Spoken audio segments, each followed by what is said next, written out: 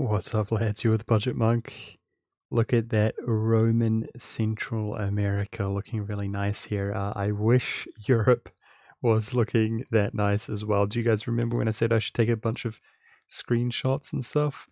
Because this is as nice as we're going to look. Yeah, or pretty as we're going to look. Unfortunately, this is our fate right now, guys. We've handed off the entire old world to members that we've created of the Holy Roman Empire. And therefore, I was able to move my capital, of course, which is key to annexing this entire New World and Australia and so on, to be able to convert it to our culture by my own hand. Of course, thanks to owning such a large amount of uncored province in terms of development, I was able to strategically hold on to Jerusalem as well as little areas everywhere to allow us to days vault CB, because we're yet to gain imperialism still, and it's a long time yet.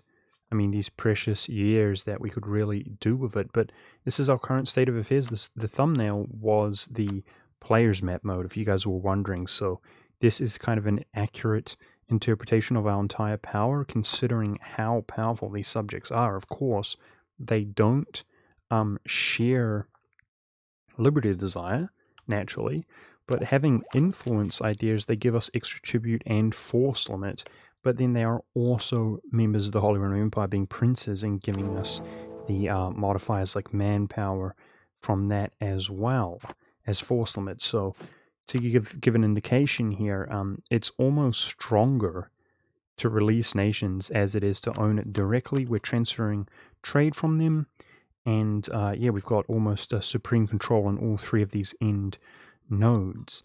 Again, many of these nations are pretty poopy because they kind of go bankrupt when you divert all their trade and they're paying so much tribute.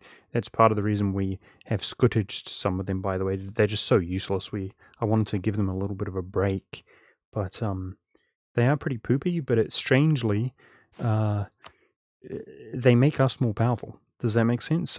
Probably the biggest downside is my development was not very high and my manpower pool was not very high, but especially as we expand into trading company regions, that is improving. And the reason that's important is because I have no manpower, obviously, and I'm trying to save up my army professionalism to slacken standards for the end of the game. The more development we can hold off until we own, the more these slackened standards is going to be powerful, giving us a big chunk here and gearing up, of course, for inevitably things like the Ming Wars. But this is how we are, guys. Again, the protocol right now, basically, if you look at the too many territories modifier, which I have, it increases our corruption, and that modifier is from having too many unstated territories owned. Right now, I'm trying to state up territories. That's one of the best things we can do. We do have, with this, and this, we do have 55% reduced core construction cost. We now have our absolutism up, which gives us admin efficiency and some admin efficiency from tech. But right now, I'm going to be stating up these territories. Some in the New World are pretty nice here with the resources like cocoa. Pretty nice stuff. But the main areas that we want to invest in, because unfortunately, even though cocoa is amazing, guys, we can't be pumping development in these areas. Like our monarch points are more valuable than that. But the trade companies are pretty awesome with the trade company investments, especially ones around with the spices and so on. But not only that, the trade companies do not count as too many territories. So in my opinion, as we convert these up and add them to trading companies, as we state up some territories periodically, trying to be efficient with our admin points here, and as we actually hand off these provinces, once we get the imperialism CB, we're not going to be relying on Dave's Vault. We're doing well on territories. That's really important because the too many territories modifier can go up to 0.8. 0.8. So you can see the overextension there is 0.13. Meaning that we're getting 0. If that was at 0.8, we would be almost 1 corruption per month. And your routing out corruption is 1. Guys, that's all it is.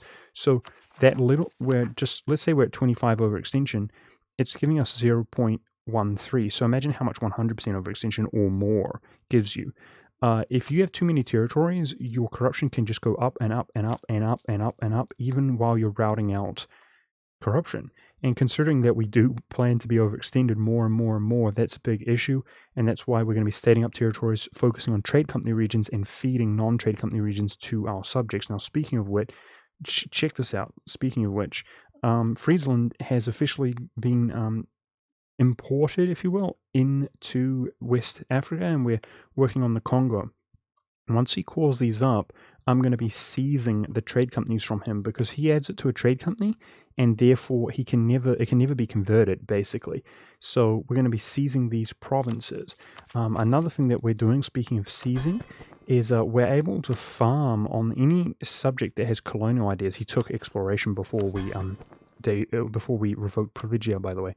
But notice, because we're transferring their trade power, and they're paying us such a large amount of tribute, he's actually bankrupt. So what we're able to do is farm Liberty Desire by paying off his loans, and then we're able to seize territories from him, which is really, really clutch.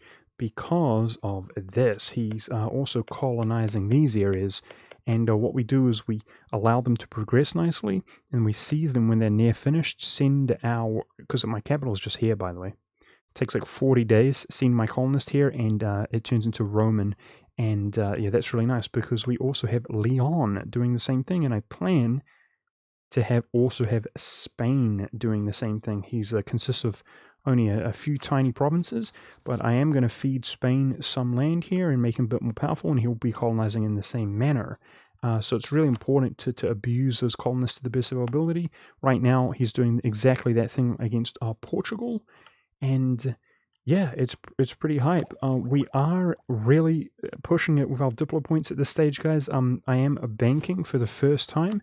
I'm able to bank in Roma, which is like 200 points there, but I'm not looking forward to this. And the downside to the strategy, of course, I mean, it makes it possible by moving your capital, but of course, I don't own any land directly, so that means I have hardly anywhere to bank in. As you can see, I could probably just about convert all of the land that is convertible right now, and that's a big problem. We do have some relief on the horizon, and it's when I get to Admin Tech 22 in our next idea group, we're going to be abandoning exploration. I'm going to be taking expansion to keep our colonist. So I'm going to drop 400 just for that one colonist so that we can actually utilize them. And then I'm going to be abandoning exploration. So our 22 tech will be expansion. And we're going to slam out diplomatic, of course, for that war score cost reduction. We will have, with 25% reduced from imperialism, we're going to have the ability to take way more land via war score than we will be able to manage with 100% overextension, if that makes sense. We'll be able to take way more land than we are going to be limited by overextension, but the strategy is going to be, this is a good nation to demonstrate. Let's say that we fed Georgia out here, which is exactly what we plan to do because it's not a trading company, this area of the world. Well, if we're taking this nation, the idea is we would 100% him by fully overextending into the trading company, which is what, Sint? I can't say that.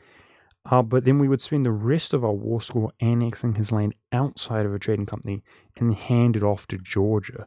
That's the kind of approach we take, which allows us to take big chunks of land limited by our war score. And of course, inevitably, we're going to be overextending as well, guys. Over 100, it's just how it has to be because we've got about 100-something years if we really want to be efficient in terms of separatism and so on to actually conquer the world. So it's a fun one. This is, of course, the Holy Roman Empire. All of these are members, and they can be integrated for free here. But right now, we're importing Rome out to the New World, guys. There is Roman Brazil and Roman Central America really hanging out, looking forward for that imperialism CB to deal with some of these Catholics, which are up and running now. My strategies in the New World did not work out very well, unfortunately, but we are able to deuse a lot of the Mexicans in the meantime, which I'm working on as we speak. So that's pretty much it, guys. I spoke about how I had record numbers of 700 the other day on my other stream, and unfortunately I don't see that happening here, maybe until nearer to the end of this campaign, because it's a slow one. It's a grind, and that's exactly what we're doing. We're questing and we're grinding for that world domination. Just slowly but surely at this stage, annexing the world. Just before we go, I want to show how the sheer amount of troops we have, our economy. You can see we're paying 122 ducats a month on these 6 colonies, which we're desperately just trying to send our colonists to each colony to convert them to Roman. But despite that, we're making money. I'm beginning to make investments at the trading companies is where I really want to focus. But it's nice to actually make investments of land that we're going to be holding on to for the rest of the game. And otherwise, the world's looking really nice and Catholic, in my opinion, which is good because we've officially lost the Counter-Reformation. We're down to 4 missionaries and soon to be 5 here, as my next war in like 3 years' time will be with the Mamluks. My next war with the Mamluks will be annexing Mecca, and we will have a 5th missionary, so it's got to be sufficient. Byzantium's up and running here. He does, unfortunately, when you spawn in a nation like that by releasing them, they don't have monarch points, and stupidly, in my opinion, if you hand off provinces to him, even though you've cored them, they do have to state them up. So we are trying to take advantage of particular nations with religious ideas, but Byzantium's the real golden boy. I gave him a big amount of land so that he'll be nice and powerful, and we're trying to just give him time. Just give him time, 10 years or so, to really core up everything and not be starved for admin points. And I will consider also improving his land by building buildings and so on.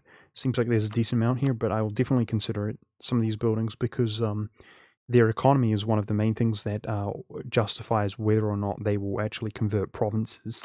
And yeah, it can be much better to just build them up than it can be to pay him subsidies. That was my Discord, by the way. Excuse that.